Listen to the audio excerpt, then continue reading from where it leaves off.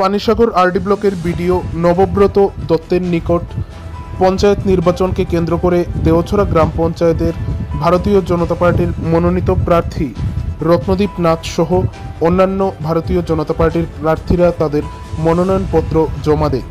18 জুলাই বৃহস্পতিবার দুপুর আনুমানিক 12:30 নাগাদ উত্তর ত্রিপুরা জেলার পানিসাগর মহকুমার অন্তর্গত পানিসাগর আরডি ব্লকের বিডিও নবব্রত দত্তের নিকট ভারতীয় জনতা পার্টির মনোনীত প্রার্থীরা তাদের মনোনয়নপত্র জমা দেয়।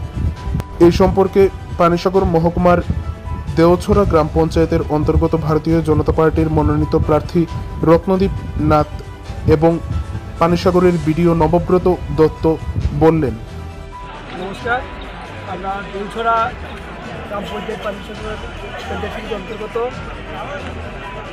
আমরা আজকে ভারতীয় জনতা পার্টির পক্ষে আমরা 30 ওয়ার্ডে 11 জন আমরা প্রার্থী বিজেপি পক্ষে পঞ্চায়েত সমিতি সহ আমরা দিয়েছি। আমরা আশাবাদী বিগত বিধানসভার নির্বাচন থেকে শুরু করে আজ অবধি ভারতীয় জনতা পার্টি ত্রিপুরা রাজ্যে যেসব উন্নয়নমূলক কার্যক্রম করে যাচ্ছে তার সুফল আজকে আমরা গ্রাম পঞ্চায়েত নির্বাচনে আমরা পানিসাগর ব্লকের অন্তর্গত দেওছড়া গ্রাম পঞ্চায়েত আগামী দিনে বিপুল ভোটে আমরা প্রত্যেক জয়যুক্ত হব এবং দেওছড়া গ্রাম পঞ্চায়েতকে যুবরাজনগর বিধানসভার মধ্যে একটা উন্নত স্তরে পৌঁছাবো, এই আমরা আশাবাদী। নমস্কার।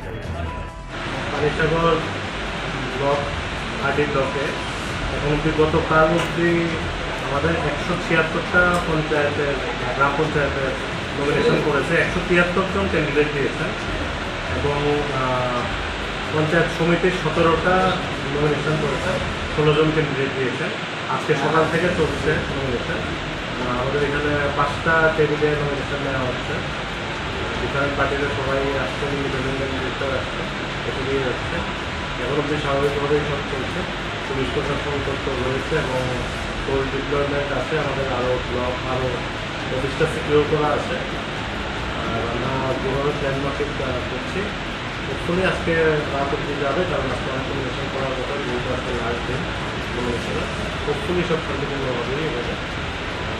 আপনাদের মাধ্যমে আমি সবাইকে আহ্বান জানাবো যাতে আমাদের এই ইলেকশনে সবাই যাতে সহযোগিতা করে, যাতে আমরা সম্পূর্ণভাবে ভালো করে ইলেকশনটা যাতে আমরা করতে পারি।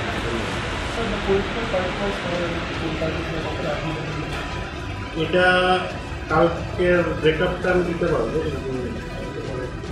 আজকে আপডেট করতে আমি দিতে পারবো না, এখনো আপডেট দিতে পারবো। এটা হলো কালকে অব্দি আমার সিপিএমএল করেছে 127টা নমিনেশন, এর মধ্যে 124 জন ক্যান্ডিডেট আছে। আইএনসি করেছে 40টা নমিনেশন, 40 জন ক্যান্ডিডেট। ইন্ডিপেন্ডেন্ট 9টা নমিনেশন, 9 জন। আজকে বিজেপি আজকে নমিনেশন। সমিতির মধ্যে কি ইন্ডিপেন্ডেন্ট আছে?